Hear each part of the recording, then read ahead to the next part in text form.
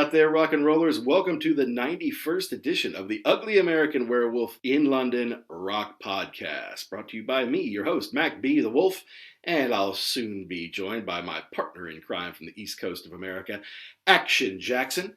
And this is where we are two old friends, and we talk about the stuff we love, like classic rock, hard rock, prog rock, heavy metal, early MTV, all the stuff that turned us on over the years. And as an expat living in London, I've had the opportunity to explore bands that we knew growing up, but also bands that maybe made it big over here in England, but didn't do as well in America. And we try to bring you some of the dichotomy of that and how that works. And we want to thank everybody for tuning in last week to episode 90, talking about Jeff Beck and Johnny Depp, because I did have the opportunity to see them live, and we reviewed their album 18, and we've got a lot of interesting hits and talk about that, so I encourage you to go back and listen to that one. But talking about some bands that break big in one place, be it America versus the UK, and not the other. We've talked about this before on the show. A quintessential act in that respect is Def Leppard. From Sheffield, born out of the 70s, big into things like The Sweet, Mott the Hopple, a little bit of David Bowie, a little bit of Led Zeppelin, certainly from Steve Clark, their old guitar player. Out came Def Leppard of the 70s. Hit the 80s and hit it big time in America thanks to MTV on Pyromania, specifically Foolin', Rock of Ages, and the big one, Photograph. Now, in England, they can't get arrested. I don't think they really got into the top 40. I don't think Photograph got into the top 40. And they didn't sell that well over here. So it was just odd to me that happened. Like, they're good looking. They have great hits. The sound is perfect for the 80s. And they have these great videos. Now, you only saw videos really in England if they hit the top 40. And if they didn't hit the top 40, then you didn't. So they kind of missed out on MTV and the importance of MTV in our lives as Americans. But obviously that blew them up huge. And then Hysteria came up and it was huge. And it did help them get their first number one in the UK after 10 years. But absolutely blew up to enormous heights in America. They have two, not one, but two diamond-selling albums. It's at least 10 million in sales. And to be a rock band with that, you have to be Led Zeppelin or Pink Floyd or the Beatles or the Eagles, and even sometimes those would contain a greatest hits album. These are two original albums in Pyromania and Hysteria that have hit that mark. So, a few years back, they decided, hey, we're going to do a stadium tour. We'll co-headline it with Motley Crue, and then they end up getting a couple folks to be under them, namely Poison and Joan Jett. People who fit in the bill and can really deliver a show. Then, of course, COVID hits. They have to postpone it not 1 year, but 2 years, until finally taking place this year in 2022. Well, Def Leppard did not let the grass grow under their feet. They took the time to record a new album, something a lot of bands did, but not everybody on that tour. In fact, they're the only band on this stadium tour who chose to do that. And now they're able to deliver a show and work in some new material, which is very exciting for fans around the world. Now, I haven't seen the show yet, but Gary did, Action Jackson did, and he gave me his review on episode, I think it was 83 or 84, when I was doing part 2 of Rolling Stones in Hyde Park. He was letting us in on his experience in the rain in Jacksonville with Def Leppard and Motley Crue. This week, we decided to have Def Leppard superfan from Canada, Chris, from My Rock and Roll Heaven. You know him from @RockTheseTweets, where he has all sorts of great on this day memories and remembering albums that came out, singles, stuff hitting the charts, things like that. Super guy, super knowledgeable. He's been on our show before. We talked about Guns N' Roses' Appetite for Destruction with him earlier this year. And with him finally getting to see Def Leppard after about 4 years, I thought we'd take the opportunity to have him on the show and give us his perspective versus what Jackson saw, because he's seen Def Leppard many times. And just let us know what his experience was like, how he liked it, how he thought the new stuff worked in, and all that kind of good stuff. So we're going to get here with Chris in just a second. As usual, we need to tell you that we are proud members of the Pantheon podcast family of shows, about 100 shows, all music-based, but not all rock and roll. You like rap, you like jazz, you like pop music. There's something in there for you. But we do like talking about our friends who we've had on the show or been on their shows, including the great Paul Stevenson of Vintage Rock Pod and This Day Rocks, who's been a big help to us. Of course, Jay at the Hook Rocks, who's had me on there before. The Kiss Kings, Tom and Zeus of the Shout It Out Loud cast, the best damn Kiss show in the whole world.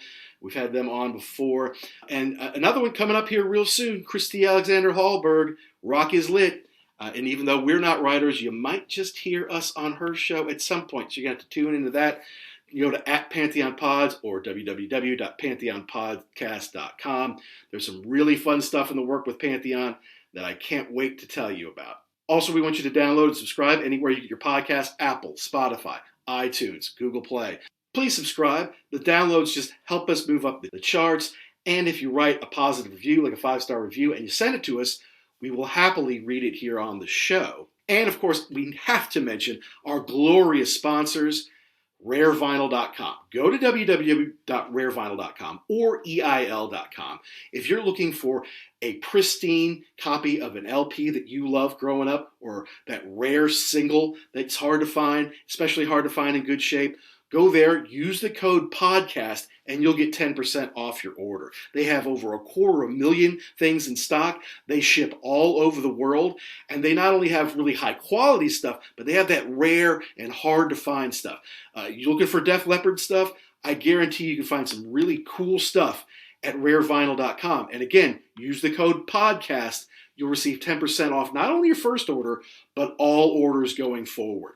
So with that, let's get into it. We're going to talk to our buddy Chris from Canada. Talk about Def Leppard at the Stadium Tour in Toronto, right here on The Wolf.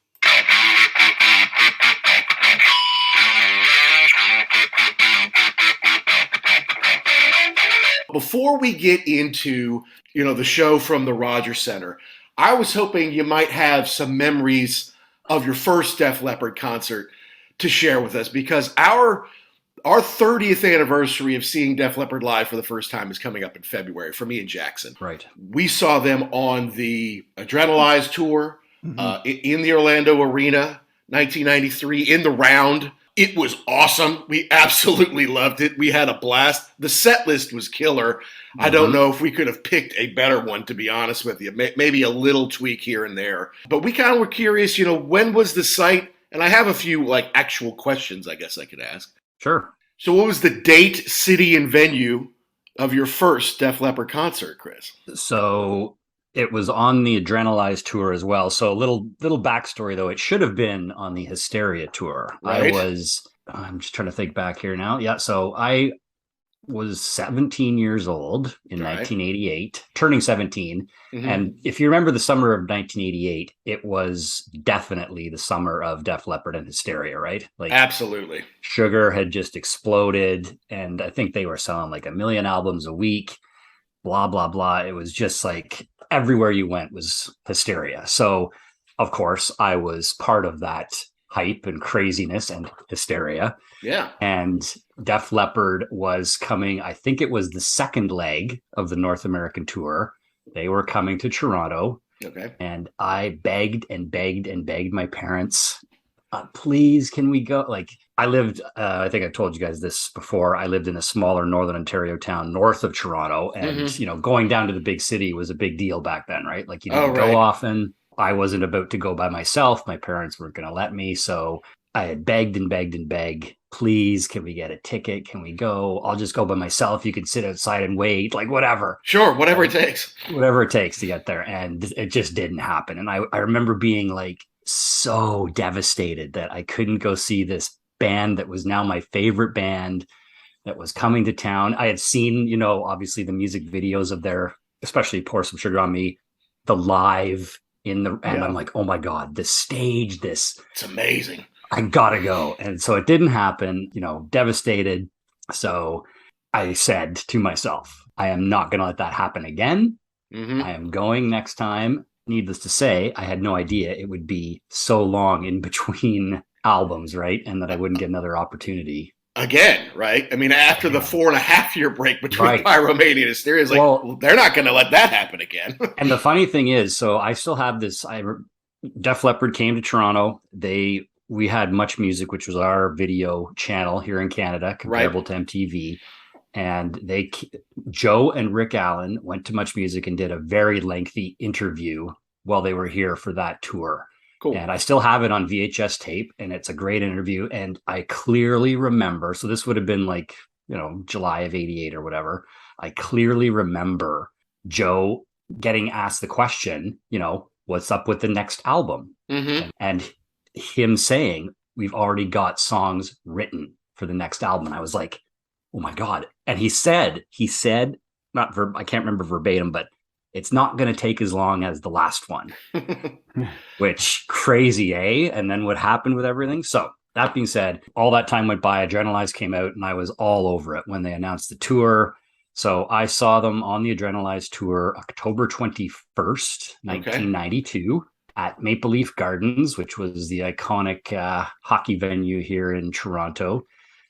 In the round, obviously, as you mentioned, I was so happy that they were going to be in the round again. I knew they weren't doing all their shows on the Adrenalize tour in the round, depending on the venue. Sure, right. Mm-hmm. And the other show they did in Toronto later was at one end, but this was Maple Leaf Gardens in the round. And the other really cool thing was no opening band. It was billed an evening with Def Leppard. That's right.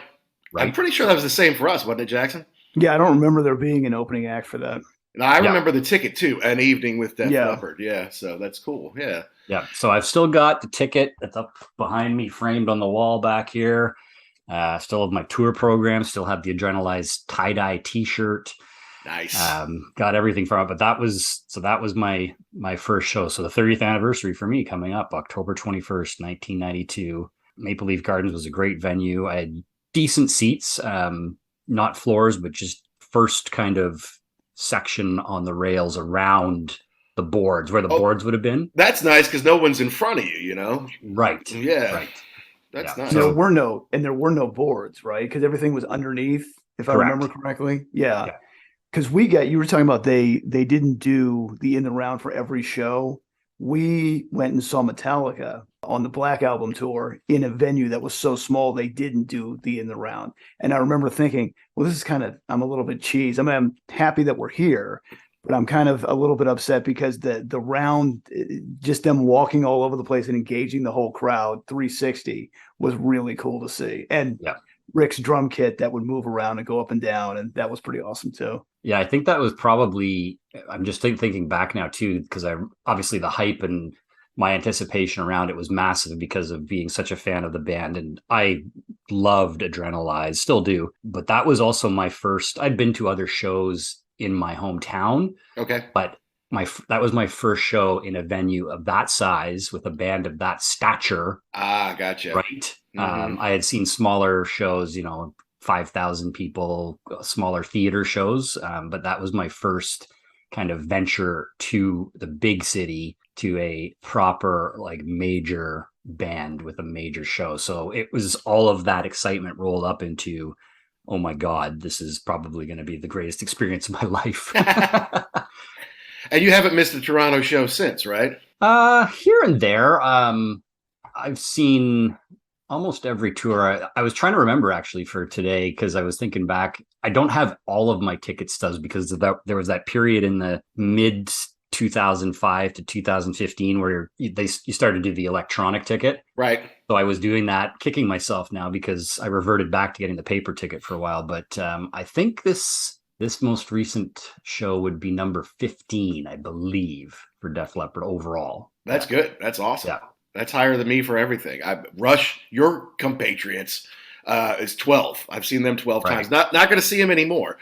So that's as high as it goes. So 15 on one band is pretty solid, man. Yeah, and I think the one tour that I know I missed, I didn't catch Euphoria. I didn't catch that one, but there were a couple other ones that I saw them twice on, because the cool thing about Def Leppard always tours Canada fairly extensively. Okay. I don't know if you've heard Joe just mentioned it even in the last stadium tour behind the scenes video that Canada's their biggest market per capita. I would buy that. I would buy that. Yeah. Because you have huge rock fans there, and it's not totally populous, and you can go quintuple platinum in Canada. Yeah, absolutely. And even as I said, they've always done extensive tours. So being where I am in Southern Ontario, they will hit. I could actually literally go to 3 within a 5-hour round trip, like Ottawa, Toronto, Hamilton, boom, boom, boom, boom. You could do them back to back to back nights if you really wanted to, which I've done in a couple cases. So just quickly, I've had the pleasure of seeing them in a small venue as well, on the Slang tour, which we know all what happened with Slang, right? Oh, yeah. Things kind of, at that era of the band and what was going on in the music scene, they weren't playing the big venues. So I actually saw them in a little town up near my hometown called Sudbury in a small, like 3,000 seater arena. I don't know. They must have been throwing darts at a map because I was like, why would you ever come here? Right. But that was like, that's a whole other concert story entirely, because that was like a religious experience going to that and getting to actually see them up close. But yeah, so I've been lucky in that I've been able to see them, numerous times over the years. And as Joe says, there will be a next time. So I'm looking forward to when they come back, probably in the next 2 years. Well, that's cool, and of course our buddy Neil from Def Leppard Pod has Slang Part 1 out right now, his latest one, which I know, it was a controversial one, right? It was, were you trying to be grunge? Were you just trying to sound different? And I think it's one that's also aged well. Yes. Because it was met with a lot of, this isn't Def Leppard. At the time, but if you give it, listens, plus you age, you change, you grow up, and you hear different things, and now you hear, what, I can see what they were doing on that a little bit more now, exactly. And it's okay to change and evolve. I really don't like people who don't let bands grow. I mean, I understand it's a balance, right? It's got to sound like you, but as an artist, you've got to do something new. You've got to push the envelope a little bit. Not to mention maybe try to get something on the radio, which means you've got to kind of know what's going on in the trends of the day. So it's a tightrope act. There's no doubt about it. Definitely.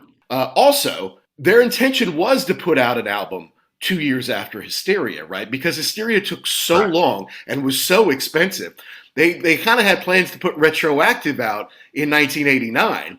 But then Hysteria did so darn well that they didn't have to anymore, because they needed to sell like 5 or 6 million copies just to break even, something crazy like that. Like, correct. That's probably not going to happen. So we'll save this Retroactive thing to kind of because we already got the songs, right? All we have to do is just put it out and recoup more money that way. But but that's neither here nor there.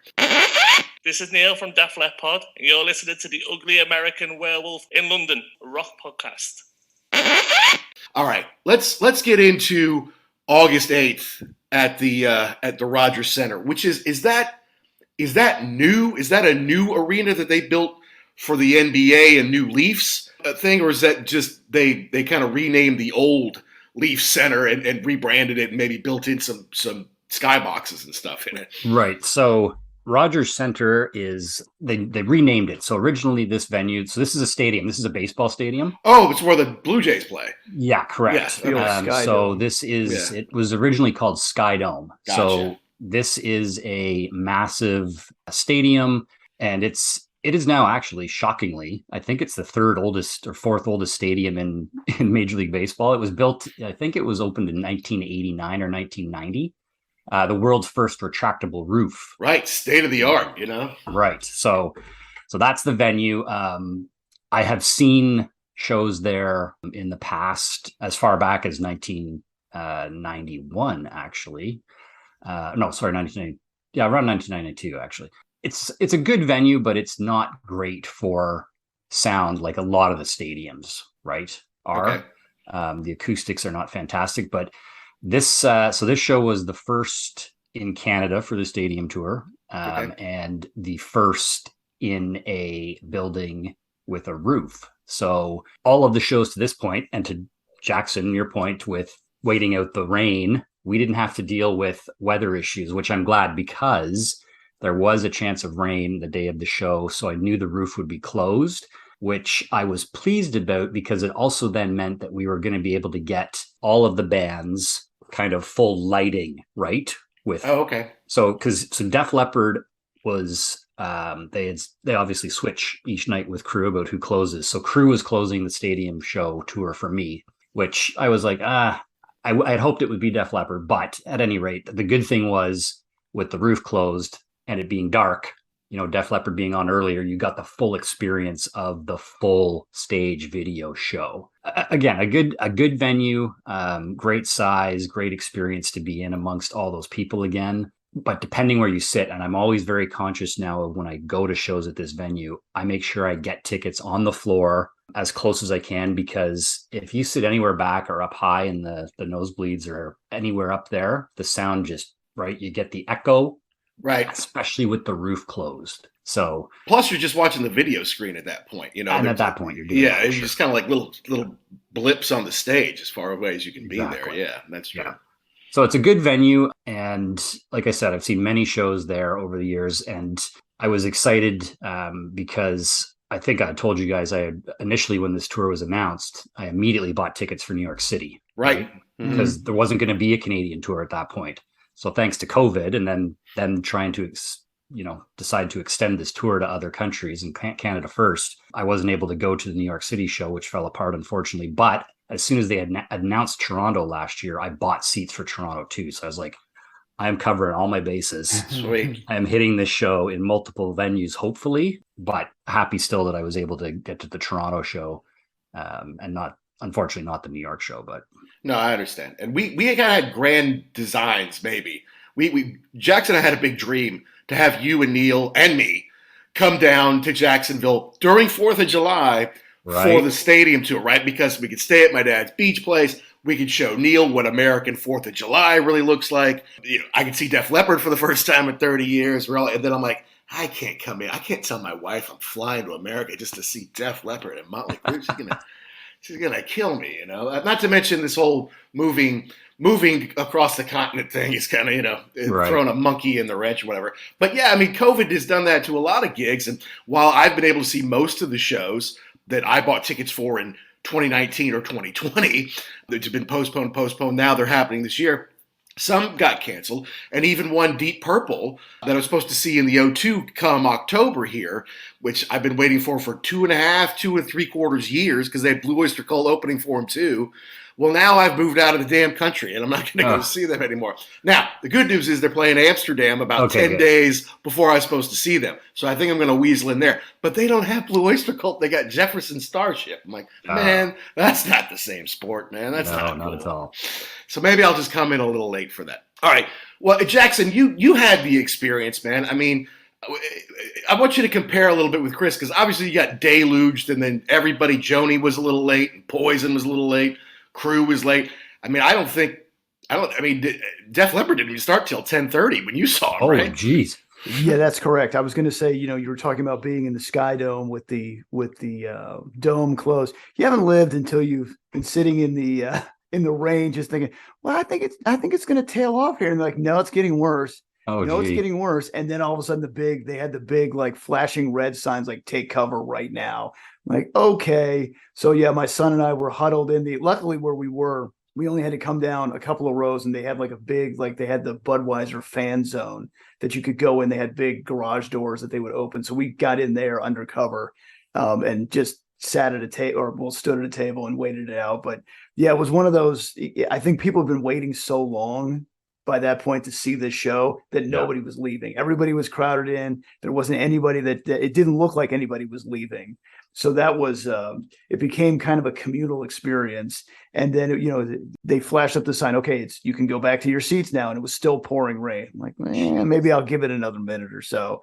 But yeah, like, did you have Classless Act open? Yeah, so we did. So unfortunately I missed them. So part of and I'm hearing this from a lot of people with this tour, various things. So number one, the fact that Jackson, like you experienced, that so many of these shows have had weather issues in the US because of the season. So the fact that it was scheduled in the summer, I heard a lot of rumblings about like, well, you knew there was going to be weather problems. Why did you do that? Whatever. And then the sheer size of the bill, right? You've got 4 bands. Then it was announced there was going to be the 5th Classless Act. And so many of these shows happening. So my show was on a Monday. I don't know when yours was, but there was no way I was going to be able to get down into the city on Monday, a work day with traffic for Classless Act at 3:30 in the afternoon. 3:30, goodness. Right? Yeah, so, you know what? Maybe it was because mine was on Saturday. So we had all day. So yeah, you're right. Probably if it was the same deal, I would have missed it also, because I never heard of these guys before. I've got 4 other bands that are going to go on. But I will say that they rocked it pretty hard. So I've heard very good things about them. Recently they had their full album come out last month, and I've been listening to it. It's good. And I've heard the same thing from others who have caught their show on this tour, that they may be playing to 1,000 people because no one's there yet, but they are high energy. They are 80s throwback, right? Yeah. Glam metal. They've got a connection with Vince. They got the connection with Bob Rock. You wouldn't know that from how they were playing. You would have thought the place was packed. They were happy to be there. Yeah. And I didn't even know they were going to be there. I was pleasantly surprised. I said 4 and then an opening act. Okay, well, the only thing was they were the only people that could play during totally decent weather. Everybody else had something else going on that night. Yeah, it's interesting because I knew they were opening the show because they had done this throughout the US on a number of the dates. But it's funny because I was checking, I wasn't sure whether they were going to be on the Canadian shows.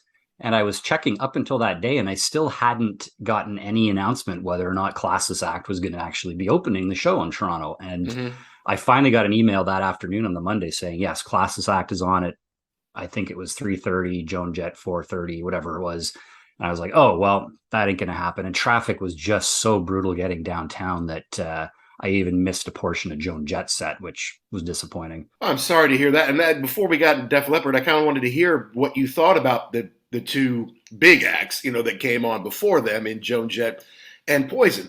Because I got to say, I'm not a huge fan of either one. I would say Joan I like, but I just kind of know a couple of her hits. Poison, I'm on kind of the other side of. Like, I generally speaking don't like them. Oh, interesting. But I have respect for them, and certainly for Bret Michaels, because as a front man, he knows what his job is, and he delivers they deserve respect just because I don't like them. I think they're cheesy. I think they're made for girls. And this is 1988. Do you like Def Leppard or Poison? I'm always going to go Def Leppard. Do you like Bon Jovi or Poison? Do you like Cinderella or Poison? Everything's tougher than Poison, if you ask me. But that said, they're of a genre. They have tons of fans, and I think they fit in well on this tour, coming ahead of Motley and Def Leppard. So I was just kind of curious what your experience with those first two were. So again, going back to the anticipation for this tour, when I bought these tickets and when it was announced way back in 2019 in December, just a little background about these bands and my history with them. So I have seen all 4 of these bands before, including Joan Jett once, but I have seen Poison, Crue, and Def Leppard all multiple times.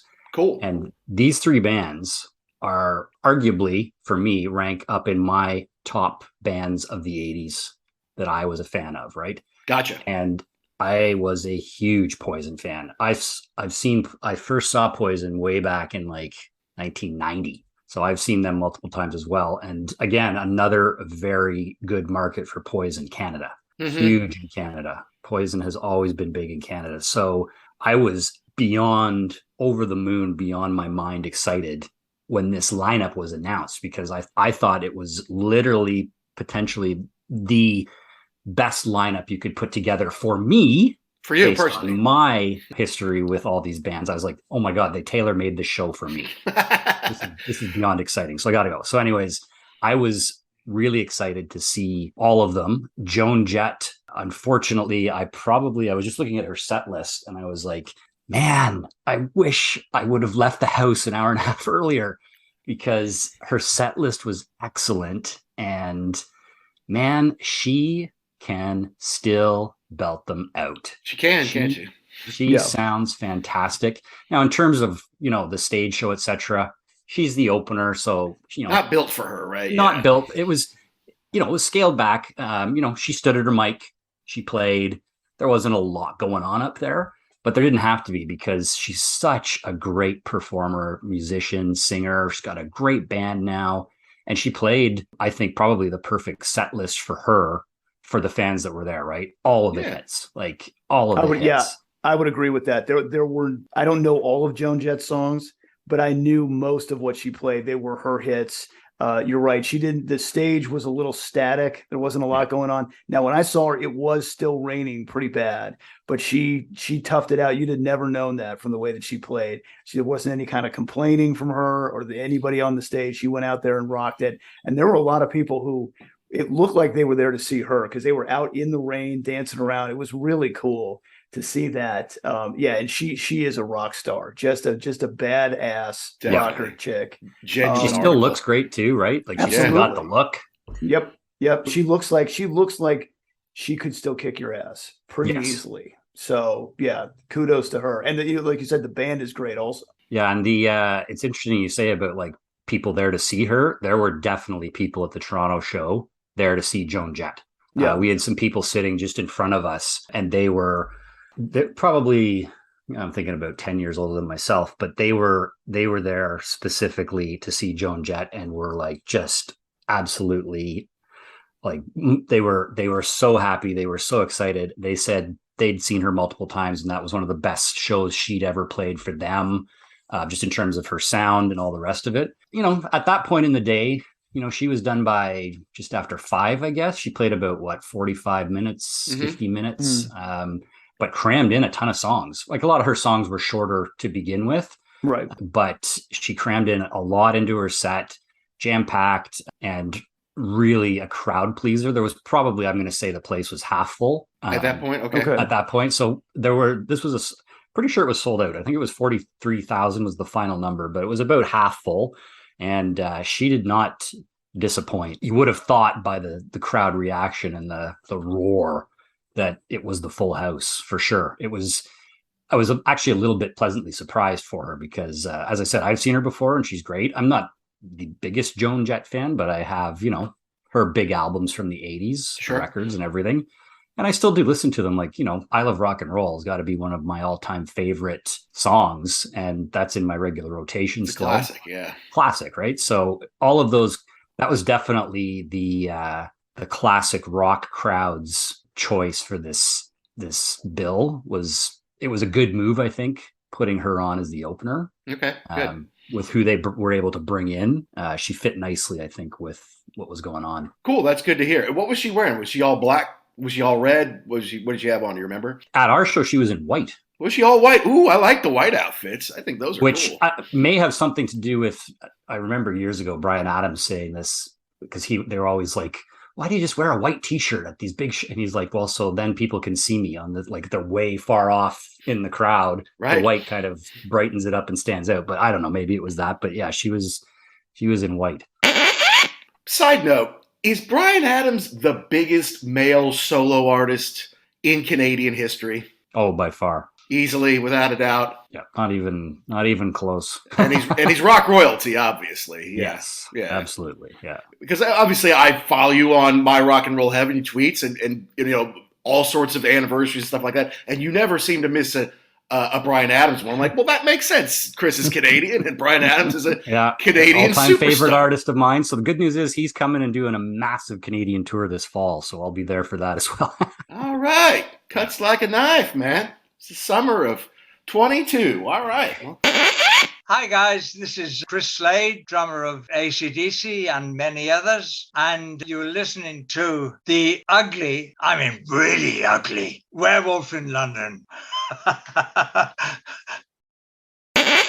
Good stuff. All right. Well, so then moving on to one of the more polarizing bands, Poison.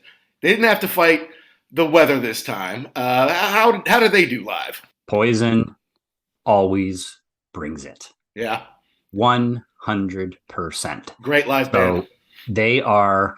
I've been a Poison fan since the day I remember walking through the mall in North Bay, past the record shop, and seeing this album on the stand, and I was like, wow, who are those hot chicks? It was Look What the Cat Dragged In.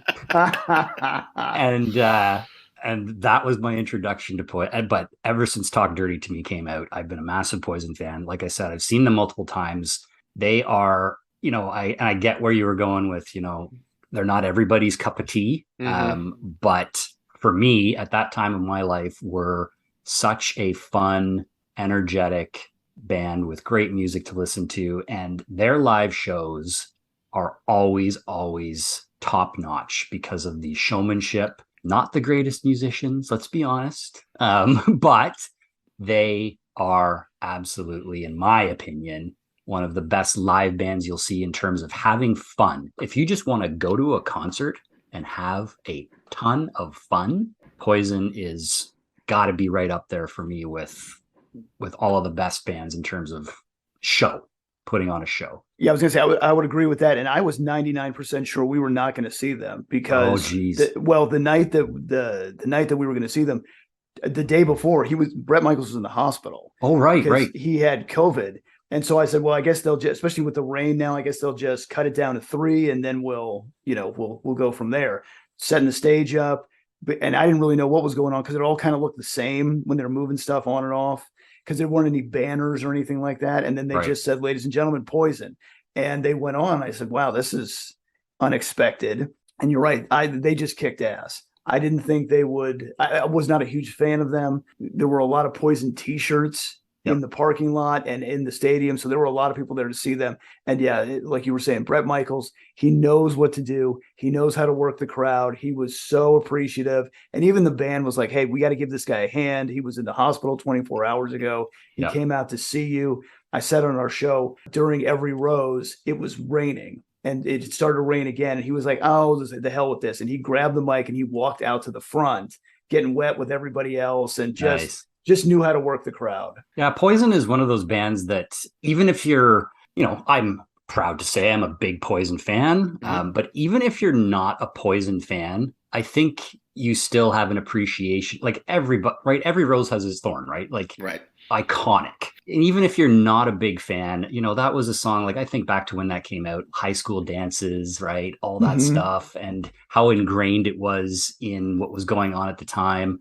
And you've got to say, like, even over the years with their big hits, whether you're a fan or not, you know them, right? You know, you'll and it'll come on the radio, you'll hear it and be like, oh yeah, and you start kind of bopping away a bit. Talk Dirty to Me, Nothing But a Good Time, whatever. So like you, Jackson, at our show, there was definitely a really strong Poison contingent there. Saw a lot of shirts. It was one of the fun parts of the show for me was actually like, I was very conscious of looking and tracking kind of, who's wearing what shirts, trying to determine. I was doing the same thing. Right? Yeah. Like who was there to see, who and what the majority of the crowd was. And then when you didn't see the band shirts of the bands that were there, like, who's wearing other shirts of other bands. And I always love kind of people watching to see, what's going on. Because when you're going to a show like this, you're putting a lot of thought into the shirt you're wearing to go to the show, right? So and you're also getting a big diverse crowd. So you're getting a lot of different people coming in for it. Exactly. So there were a lot of Poison shirts there and they came out, man. I think Jackson at our show, they got their opening reception, roar of the crowd rivaled the headliners for sure when they kicked it. Like, Look What the Cat Dragged In kicked in and Bret came flying out like he was shot out of a cannon. And just you could feel the energy in the building, just like, bah! And from there on out, their set was just fire. Like he was, you had Joan Jett, who we talked about being, fairly static, good show, but a lot of the crowd was still sitting for most of hers. Instantly, Poison had everybody up.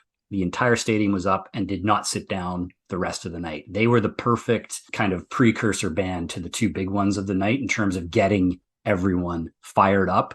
And like you said, Bret Michaels, he's got to be one of the best frontmen in the business. He's really good at what he does. He really is. He's so good at what he does. He knows the crowd. He plays the crowd perfectly. He knows when to get the crowd fired up. He knows just what to say. He knows how to interact with the crowd. And people were just eating it up. Like you could just see it. Like it was. The other thing that was pretty cool about him too is that he knows when to throw it to someone else too. Like when Cece was playing, it wasn't like he was dancing around behind him or anything like that. He just walked off or walked away and let him do it.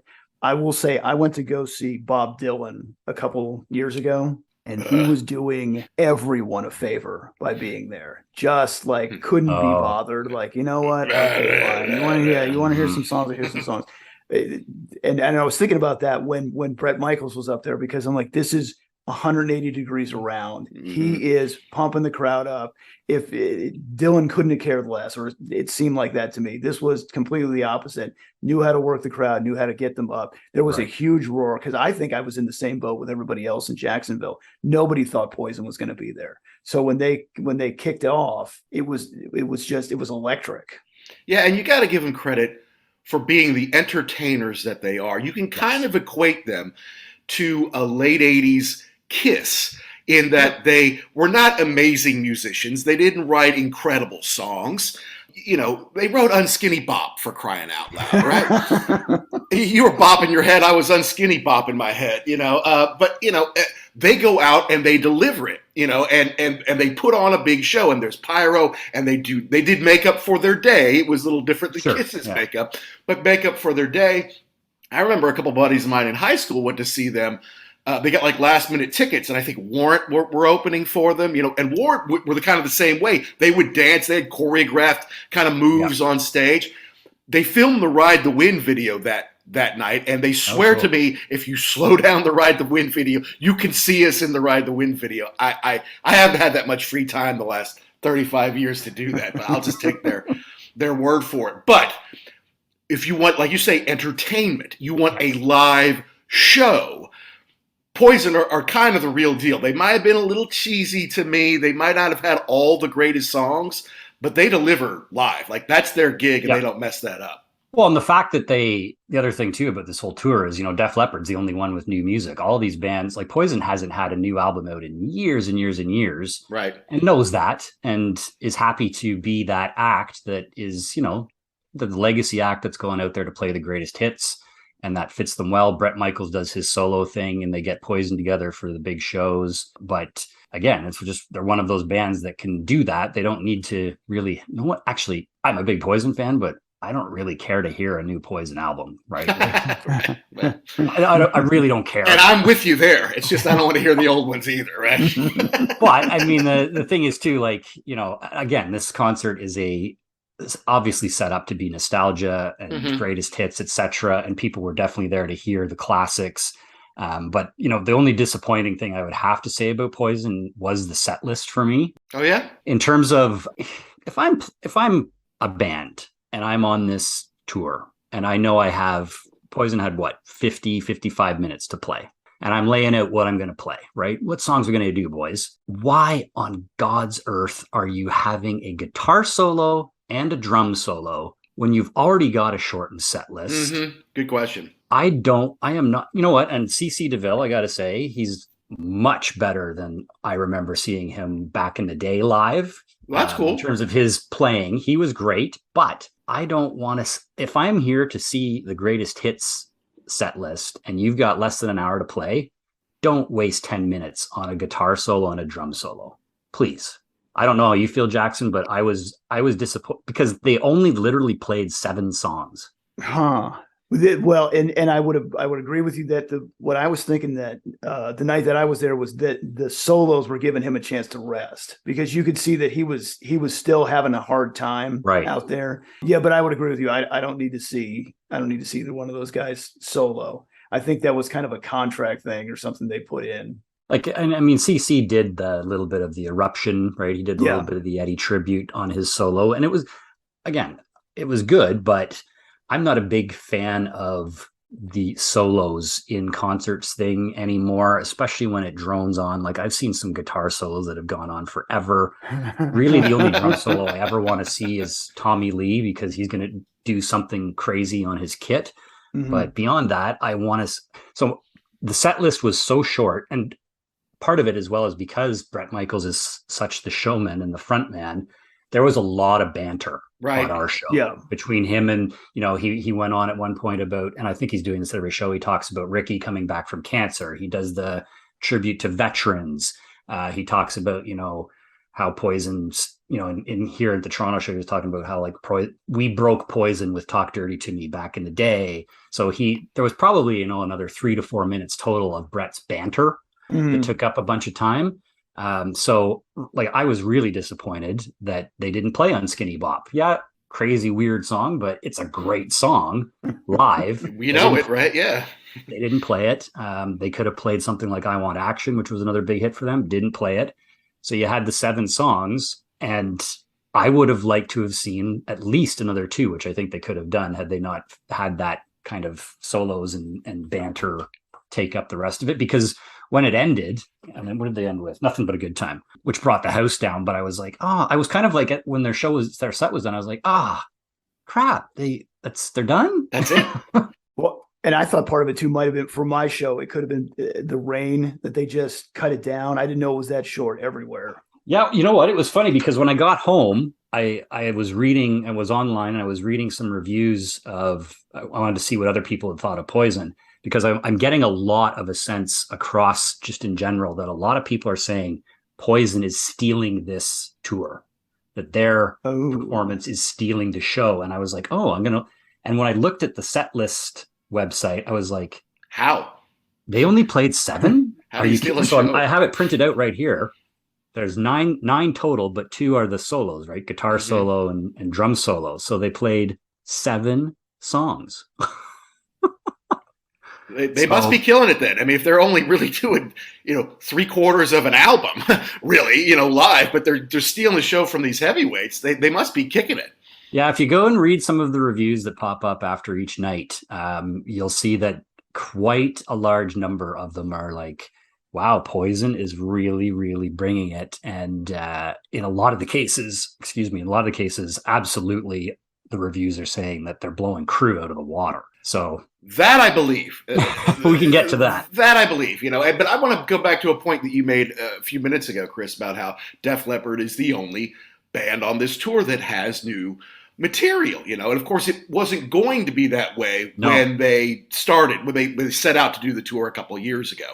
But they took advantage of their time in lockdown and made this killer new album that's been blowing up all over the world, Diamond Star Halos.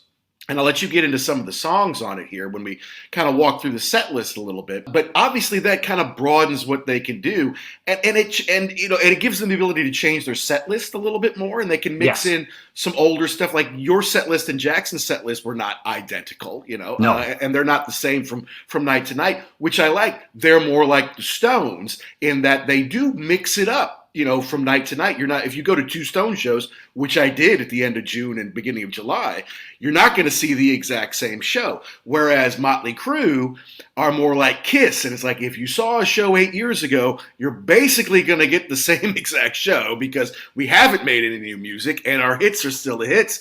And Vince doesn't even know all the songs. That's why he needs a teleprompter, even though we haven't written anything new in 30 years. So, I mean, to me, it would seem like Def Leppard is the obvious headliner. I know Motley Crue are huge, especially in America, right? Yes. Huge hits, and they deserve the co-headline bill with Def Leppard on this tour. But to me, just given the fact that they have so much more and they've done it for so much longer, to me, it's a little more obvious. They have a little more breadth to what they've done versus Crue. To me, they're the biggest gorilla in the room, the tallest kid in the class, if you will. Correct. Yeah. Well, the other thing too is, out of all of these bands, Def Leppard's the only one that's really still a band. I mean, both Poison and Motley Crue. I mean, they get together when they have to, but I don't think they're hanging out on the weekends and doing anything. No. Oh yeah, let's come over to my house, Vince. We'll just hang. No. So I mean, I don't think that even if they had put out a new record, I don't think anybody would really want to hear it.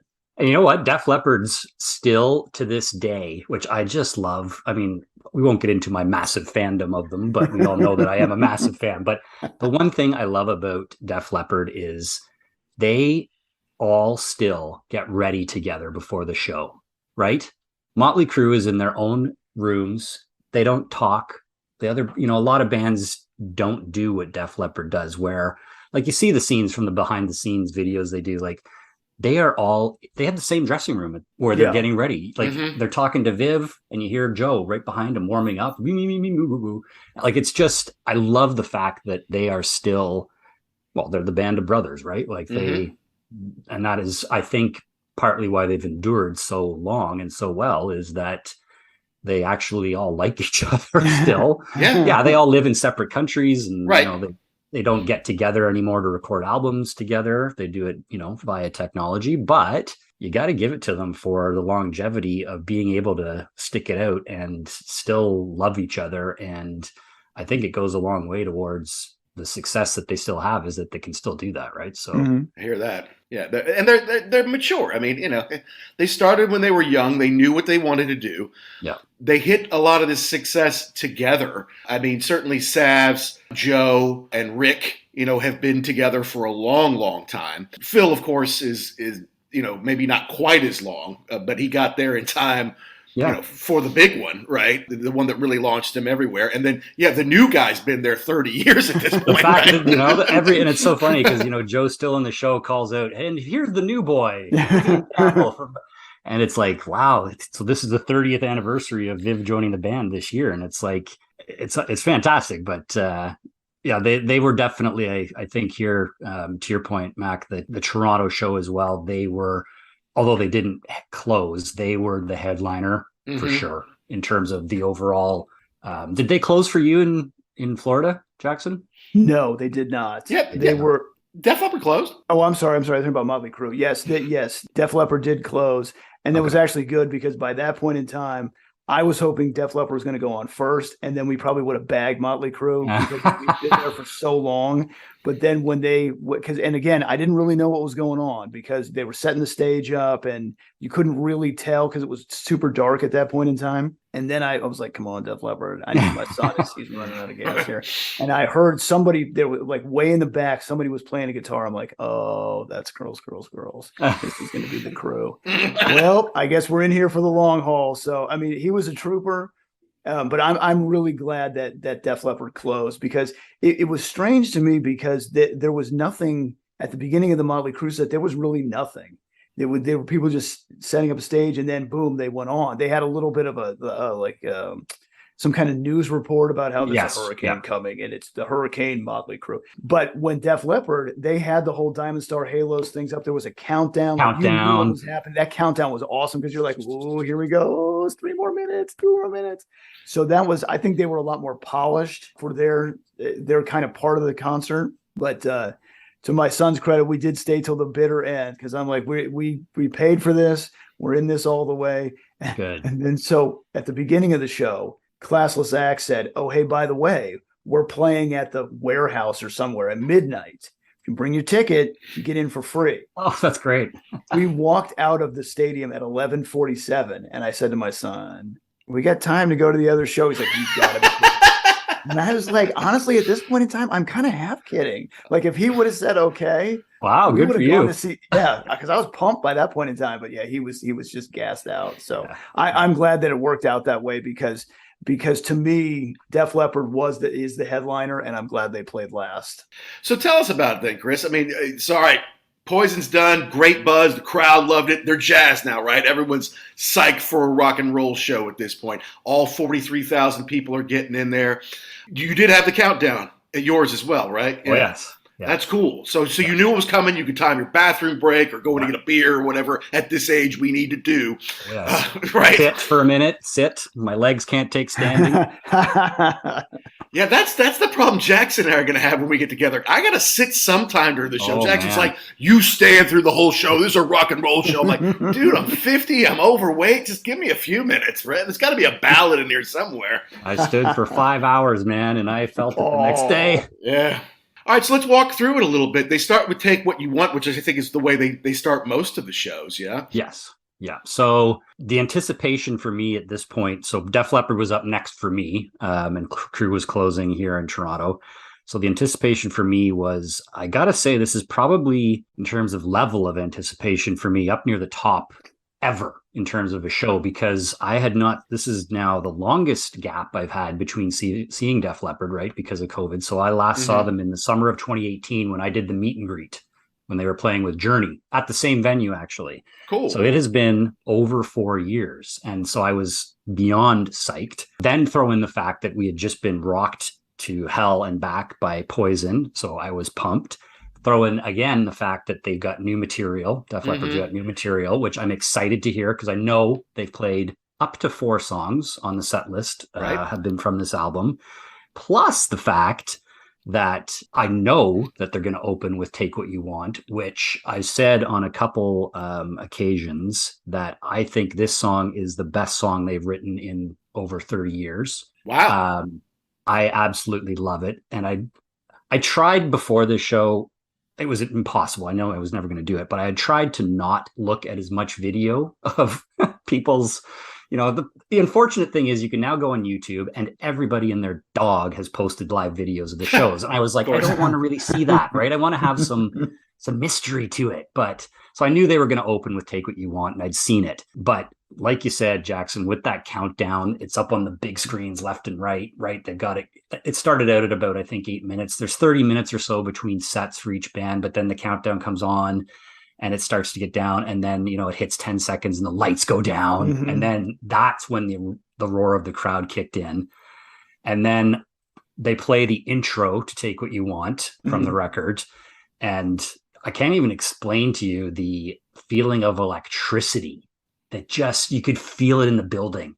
It was shot through your body. I could feel like the hairs on the back of my neck standing up. Fun. It was crazy. Then the curtain kind of is slowly rising as that intro is coming up. And then when the band kicks in with the opening riffs of that song and Joe walks out, and I mean, these guys are the rock stars of all rock stars, right? Yes. And there's just nothing comparable to when that happens and you see them for the first time. I have the same feeling almost every time I see them of it was the first time I saw them, if that makes sense. That's cool. Right?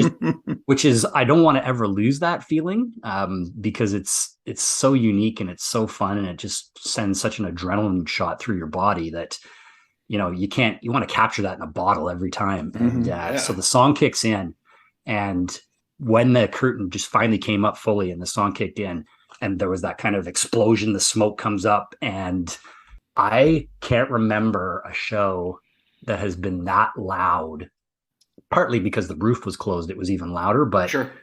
My God, it was deafening and everyone's up, and the song just kicked serious ass. Nice. Joe sounded,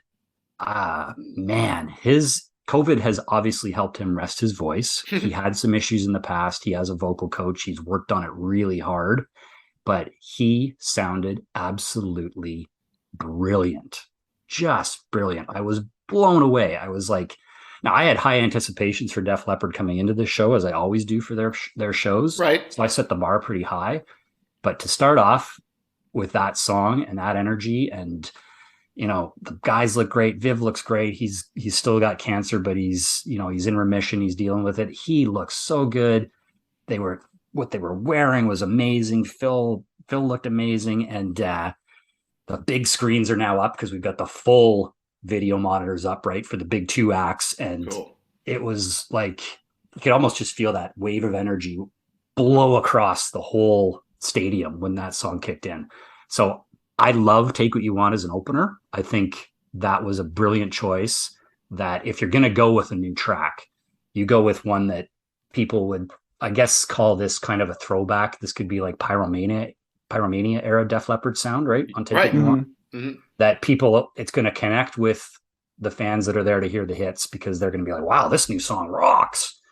And then it's going to, obviously, for someone like me who loves the new album, I wanted to hear it. I anticipated hearing it and I wanted to hear it. I want to hear the new songs. So I think it was probably the best choice for an opener, and I think will be potentially an opener for them down the road as well. And that's why when I was watching this show, I was thinking to myself, they originally scheduled this for what, 2019, 2020, whenever the original deal came out. They wouldn't have had these new songs. So as much as it was terrible to wait that long, it was really great to hear them incorporate the new stuff. And if I were Motley Crue, I would have been a little like, oh, we don't have anything. Wait, we got that Dirt song from the movie that we can put. Okay. But Nicky's already said, I don't know if you saw it out there, he was kind of half joking around saying, we're going to have to, somebody's going to have to bump Def Leppard off somehow, because they're right? Killing it. Yeah, they're doing awesome. Well, hearing a great new song is awesome, and that'll fire the crowd up, but not like hearing a killer classic. And while Jackson's second song was fired up, you got one that I would have died to see them play second, man. They did not play Let It Go when we saw them on the 1992-93 tour, man. And I love this song. I know it was in the peak days, but this is a killer Def Leppard song. And the harmonies, God, it's classic Leppard. Yeah, I was really, when they made that tweak to the set list, I was, I thought I knew they were going to tweak it, because, you're going to try out some of the new material for a bit and see how it goes and make the tweaks.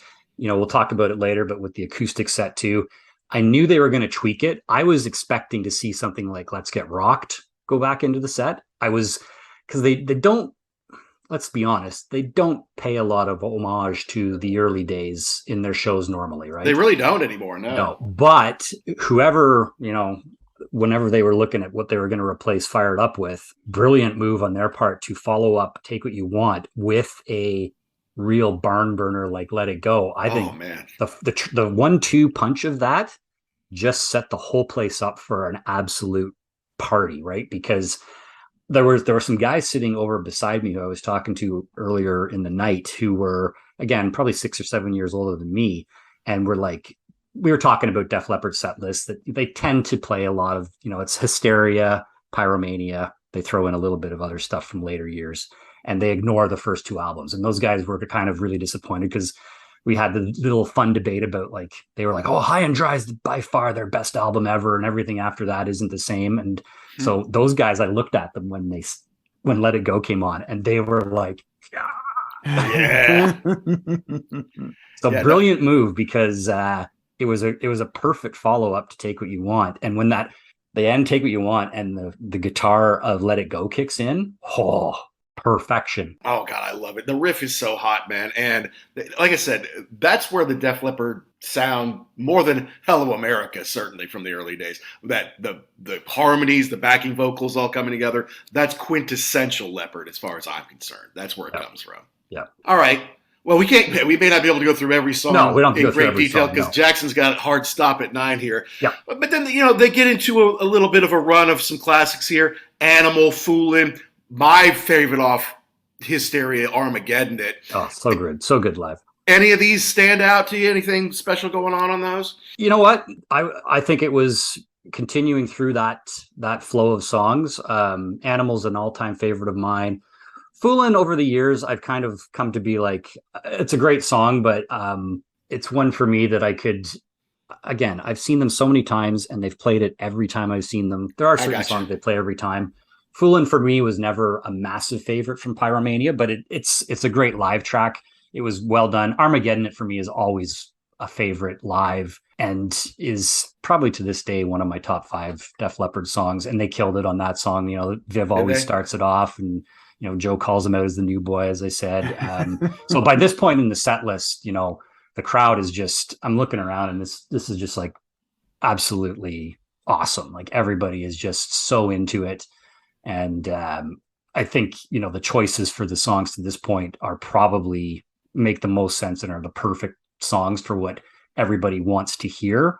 So I was really pleased. Like, you can't go wrong with those first 5 songs at all. No, it's huge, and I loved, look, you talk about 88. I remember watching MTV. I could time it every night between 10:30 and 11. I think it was every single night for weeks. They played Armageddon between 10:30 and 11 for whatever reason. It was just popular.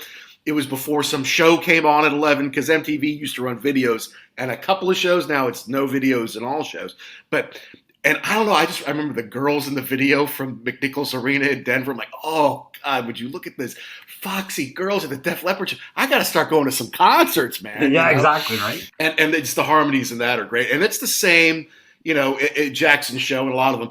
And then they get into Kick, which was the first single. And I want to hear what you think about that, because I remember when it came out, you and Neil, especially Neil, was all over this, like, oh, have you heard the new, how awesome it is. What'd you think about this one live? I really enjoyed it. I've liked the song since the first time I heard it, and I knew they were going to play it, of course, because I think they wrote this one specifically as, we want a stadium rocker. We want it's a sing-along. It's a crowd pleaser. It sounded really, really good. Vocally for Joe, it's a good song for him to sing in terms of where he's at with his register, etc. And overall, the reaction was pretty good for it. Joe kind of introduced it first, as a new song off the new album, and spelled out the letters or whatever it was. And when it kicks it, like it's a rocker, right? It's a crowd pleaser. It's supposed to be sung loud, sing along in the stadium. And it worked well following those big hits that we just heard, right? I think it was a good spot to insert it into the set list, knowing what was to come kind of in the middle. And I really like it. I still like it. And I think it was a great choice as a first single from this new album. And whether or not it'll stay in the set list later as they come out a couple of years from now, and Sure. I'm sure it'll stay in the set list when they take this over to Europe in 2023. I think Take What You Want, though, is going to be the song from this album that stays as the rocker that has to be in this set list going forward for them. Okay. And Kick would be that one that might come in and out. I really, really like the song. I think it translated very well to a live setting too. And it seemed like it fit really well in the set list also. Yeah. All of these new songs, there wasn't like, we didn't get that wonky, like, well, this doesn't really, no, I guess they got to ham fist the new stuff in here. Exactly. It fit in great. How do you feel about, and we've talked about this before, people tuning down in later years? You know what? It is what it is. I have no problems with it. Yeah. And, you can get into the whole discussion about that, the tuning down, which they have to do. These guys can't hit those notes anymore. It's especially fine. For fooling. You're not going there anymore. Well, even like some of these, like Let It Go, like these are hard songs for Joe to sing. Like back in the day, they were hard songs for him to sing. Right. And can you imagine the wear and tear on your voice? So tuning down, hey, go for it. You throw in the other discussions about the backing tapes with various bands. I really don't care. I don't want to see lip syncing, but if you need some help, whatever. But most of the crowd really isn't going to care or even know that you've tuned down, right? I'd rather hear you sing and not struggle to hit these notes that you can't anymore. But hey, it's in the original key. Okay. Yeah. Especially at a stadium too. There's 43,000 people. The sound isn't perfect. There are a lot of casual fans there. Yeah. It's as long as they can sing along to it, that's all that really matters. 100%. Yeah. And then they had the big hit, really. I mean, it's hard for me to call Love Bites their big hit because they're such a rock band and this is a slowdown, right? But they're only number one, right? Yeah, that's right. And was huge in England too, where they don't get that much love. But you got to, after those 6 songs, you got to bring it down a little bit, right? A little bit, yeah. Yeah. And so that's the perfect time to put it in. Now, this is where it starts to diverge a little bit between you guys, because Jackson saw Excitable, but this goes into Promises. Is this where they sat down for acoustic? No. So what happened was, I will say I'm glad we didn't get Excitable. They've been playing that in shows for, prior to COVID, obviously. They had inserted that back into their live set in 2019. It's my least favorite song from Hysteria. I understand that live it's better, but I was like, I could do without Excitable. So things start to diverge here between the two set lists, like you said. So we got Love Bites, great, always good live. Bring it down a bit, people love it. They do a beautiful job of playing it live. There's a lot going on in that song, right? And they do a great job of playing that song. And for me, they kicked into Promises, not acoustic, the full version of Promises, which I love the song. I felt it was one of Joe's weaker vocals on the night for me. Okay. And the ride out, fade out at the end, they changed it. So, because a lot of it on the original material is Joe at that really high, promise it. And they just wrote out Phil on the guitar with that one at the end. Okay. So Joe didn't have to sing. And then they went into the acoustic set. Okay. So what had happened, my understanding was, Jackson, that you guys got, I think, a bit of a longer acoustic set with Have You Ever Needed Someone So Bad in there? No? We didn't get any acoustic set. Because of the rain.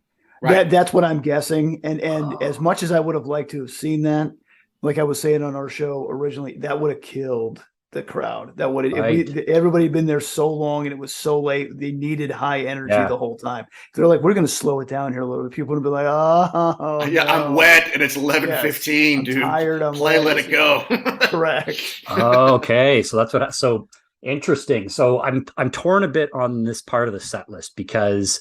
So Promises finishes, Joe Burt starts to bring out the acoustic guitar. The guys move to the front of the stage, and this is the time where they're going to do that. They've done an acoustic set for years. Mm-hmm. Usually it's Two Steps Behind, Heartbreak, whatever. So on the previous shows prior to yours, Jackson, they were playing this guitar, Have You Ever Needed Someone So Bad, and Two Steps Behind is like a 3-song medley. Right. So this got truncated a bit with the tweak in the set list where they dropped out Have You Ever Needed Someone So Bad and played this guitar and Two Steps Behind. So this guitar is a beautifully written song, beautifully played. The only problem I had with this part of the set list was, like you said, Mac, that everybody's full on going nuts to this point, right? The energy's high. I could almost feel the wind come out of the sails in the stadium, though. Gotcha. It was, then you started to see the people sit down, which I get it. You need that little bring down, but I almost thought that they lost a little momentum. I enjoyed it. I didn't sit down, but this guitar, I was really curious to see how that would translate from the album version with Alison Krauss. Sure. And it was beautifully done. Two Steps Behind, I've heard it so many times that I was like, it's great. It's great. It's a good song, and I get they're going to play it. But I was at the point at that exact moment where I was like, oh, okay, well, yeah, we'll take a little breather. People were starting to sit down around us. You could see the phones. People were checking their phones now. Right. And I think they lost a little bit of the crowd, quite honestly. Interesting. Yeah. But that makes sense. Yeah, no, I understand. Yeah. So, all right. So Rocket was not acoustic. Rocket, they're back. Rocket, they're back. Okay. And that was, after that lull, was the perfect song to get back into the groove. It wasn't the full version of Rocket, which I was a bit disappointed in, but I get it based on the 90-minute set list. They had to shorten it.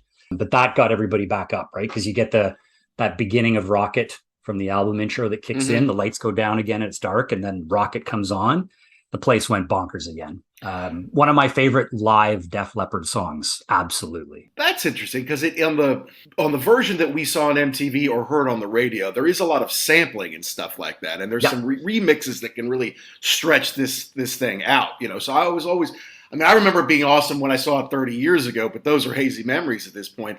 It's just curious, do they have all the kind of sampling and stuff in it the same way? Slightly different, because they're playing, the version they play on this tour is the single version. So it's the 4.5 minute shortened version. So what you're missing is that big, long middle part of Rocket, right? Where on the album version, there's a lot of stuff going on. They do that in a very condensed version on the live show. Okay. So you get, I love the single version, but I really love when they do the full extended, and especially when they don't do it anymore, but like way back in the day when I saw them on the Adrenalize tour, they did the full extended version where they've got Viv and Phil doing the kind of battling guitars in that middle point. Oh yeah. They don't do that on this tour, obviously, but it's still a crowd pleaser. And like I said, it's visually, and the song itself for me live is just such an experience that it's one of my favorites. Well, I think from this point on, for the most part, the set list is pretty well the same, isn't it? I mean, they haven't mixed up too much from this point on. Yeah, this is the same. I think they do the great version of Heartbreak where they ride out into Switch 625, which they changed up a bit for this tour in terms of Switch 625. Really is that high energy instrumental, but they added on kind of, it turned into at the end, like they threw the solos in there. So Rick Allen does a wicked drum solo at the end of Switch 625, which is a massive highlight. Like he was going nuts, right? And then beyond that, it's the closing, the typical closing tracks where you get Hysteria, which again, they changed the ending up, which was fantastic. You get Sugar, you get Rock of Ages, you get Photograph, which brings the house down. Right. Every time. Absolutely. Brings the house down. And Photograph is probably their, give or take, depending who you talk to, their signature song. They have to close with that. It's almost an automatic. It is for me. I like the fact that they did Switch 625 not instead of solos, but like as part of it. And it was cool because, Viv and Phil are standing at the front the very edge of the stage. And they go into it and, gives Joe a break. Yeah. And then into the Rick Allen drums, which is, you want to see that. But like you said, you don't want to see 20 minutes of it. Exactly. You definitely want to see him do his thing back there. And you know what? That always brings up, Rick gets such a huge response from the crowd every time, right? Yeah. And again, like you said, he doesn't do extended drum solos. They don't. But to have him kind of be featured at that point, I think is always a highlight, just with what he's been. I mean, the guy's a legend, right? And to have him kind of showcased, I think is something special that you want to see. Absolutely. And it was nice. It was an opportunity for Phil to take his shirt off. So, there you go. There you go. You knew that was coming. If I was Phil, I wouldn't even own shirts, man. Exactly, right? I would walk around with my shirt off all the time, man. No, you wouldn't. You'd own one shirt when you go into the bank, and they say, There "So you you go. have to put all right," and then as soon as you get out, went Sure. right off again. I'd have someone to go in the bank for me. If I was Phil Collin, I wouldn't leave my house in the Hollywood Hills or Malibu or wherever it is. He has that mansion of his. Exactly. That's cool. No, I mean, look, I love Bringing on the Heartbreak. All those that they end with Sugar. Look, you can't. It's not like they're never gonna. If they only played 3 songs, one of them would be Sugar. Well, it has to be. Right, it has to be in North America. One of them would have to be Photograph, right? So I'm like, yeah, play those, absolutely.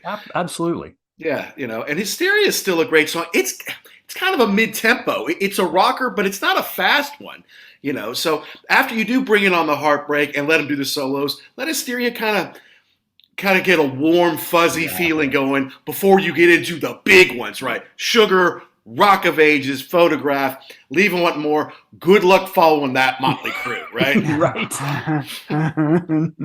Oh boy, here we go. Yeah. So, you don't have a ton of time, but all right, rank this. Are you seen 15 shows? Is this a top 5 show? Is this a bottom 5 show? Good question. I'm going to put it up there as a top 5 for me, for sure. Really? Yeah. And again, partly because as I mentioned before, it was the anticipation, the build-up, the new music, just where this was being, the stadium this was being played in, the crowd, all factoring into my extremely high anticipation and expectations for them that were completely fulfilled. Like I said, the band just kills every night. They are so tight, they are so professional, and they always sound great. And the real highlight is Joe. The fact that he still is able to sing these songs at the high level that he does. Mm-hmm. Yeah, he struggled at certain points.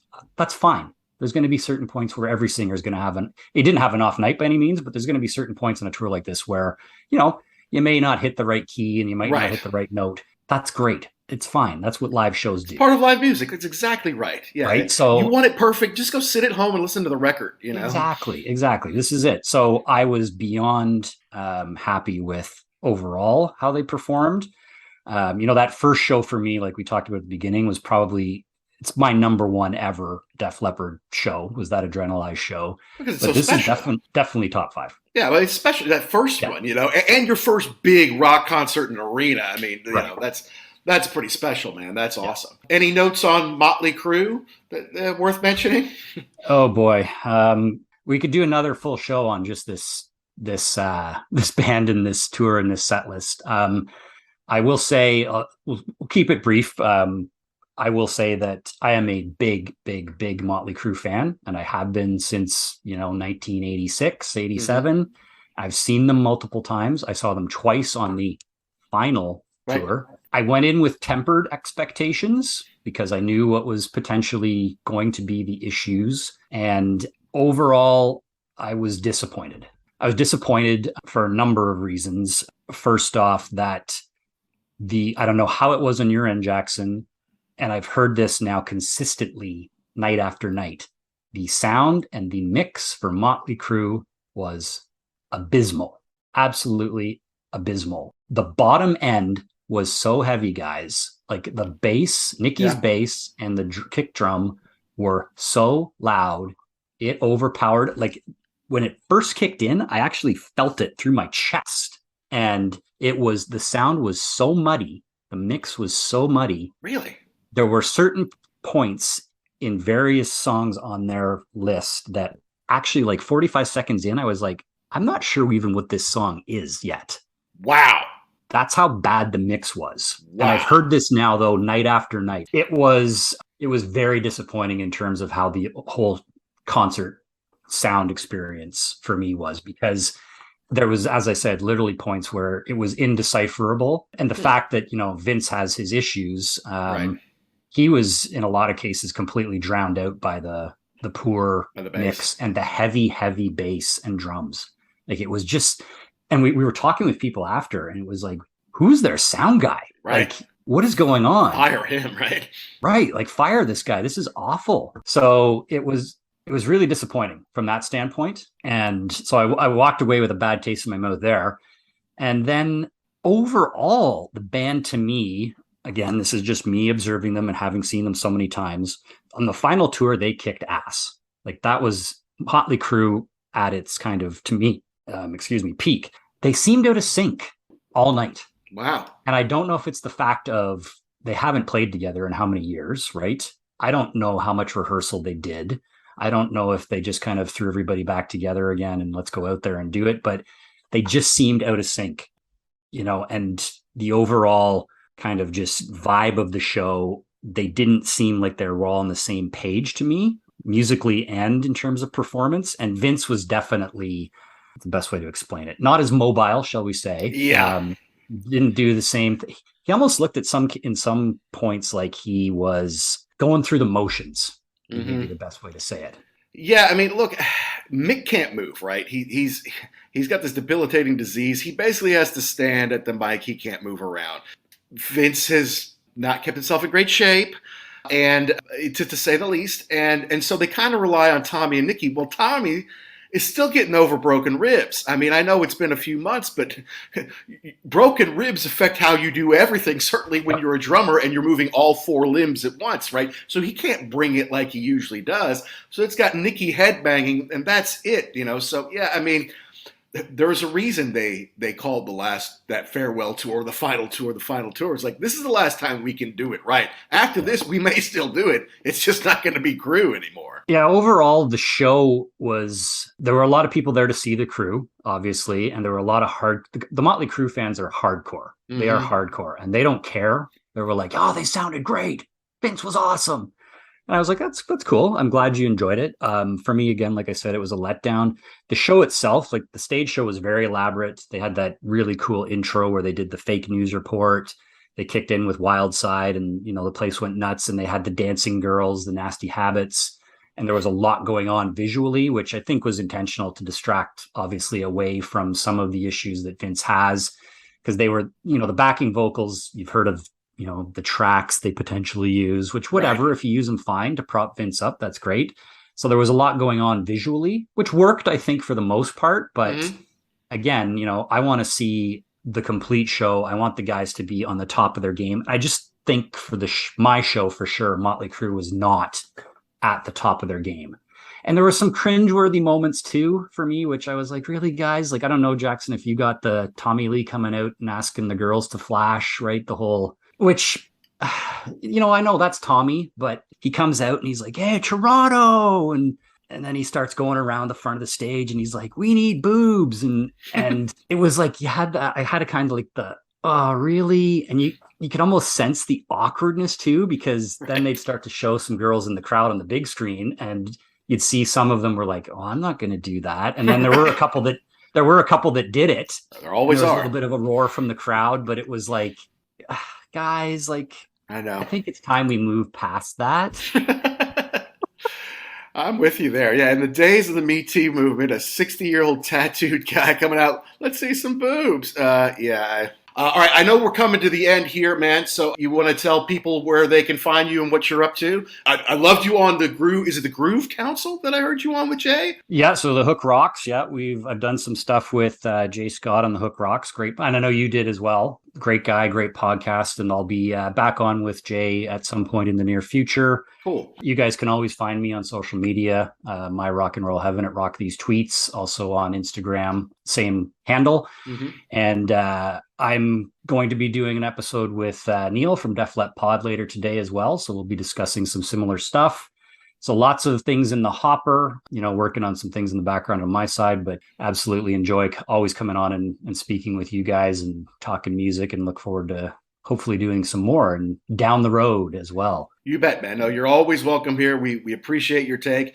And hey, by the way, I know your Def Leppard collection is massive, but if you need something that's hard to find in great condition, go to rarevinyl.com, use that podcast code, man. It'll save you 10% off. I hope you feel better, man. I hope you get all that stuff out of your system and you get to go see some more concerts here this fall. And if you ever need anything, let us know, man. You're the best, man. We'll have you on anytime. So I'm actually off to see Duran Duran on Monday. Oh, sweet. You're going to love it, dude. Is Chic opening for him? Yes. Yes, dude. Oh, taking the family. The three of us are going. You're going to love it. I saw him. I took the 8-year-old to Hyde Park to see him in July. It was great. That's awesome, man. We're looking forward to it. Awesome, dude. Well, hey, have fun. Send me some pictures, man. And hey, look, stay in touch. We really appreciate you coming on. Yep. Thanks for having me, guys. Appreciate it. Hey, take care, guys. See you, bud. Bye-bye. Bye.